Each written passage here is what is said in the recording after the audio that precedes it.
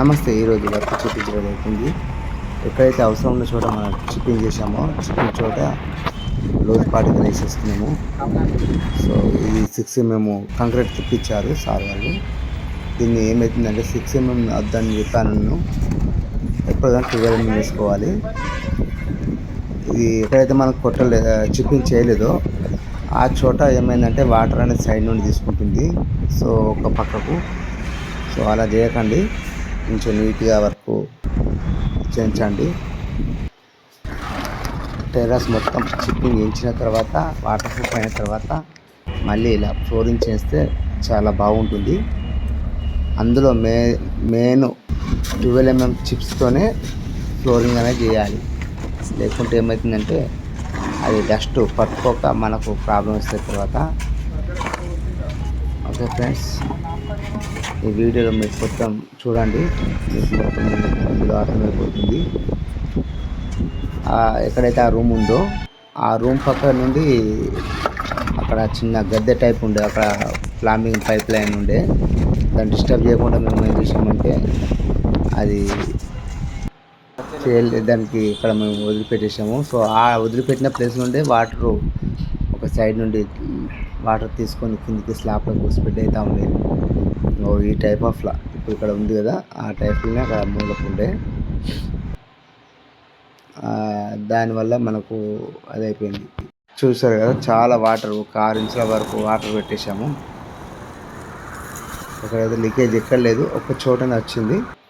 So ఆ ఒక్క చోట కూడా రాకుండా చేయడం జరుగుతుంది. సో ఇలా వర్క్ అనేది ఉంటుంది.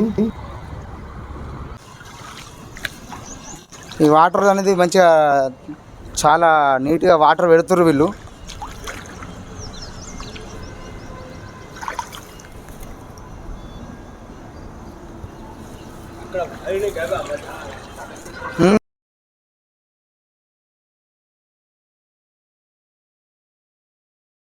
డస్ట్తో చిన్న చిన్న కంకర, బాగా చిన్న కంకర ఇసుకంత ఉంటుంది.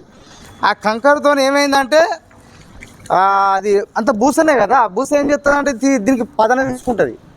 నేను తెచ్చినప్పుడు ఇంకా ఆల్రెడీ పాకర వచ్చేసింది. ఎంత పడితే అంత పట్టుకోండి. కానీ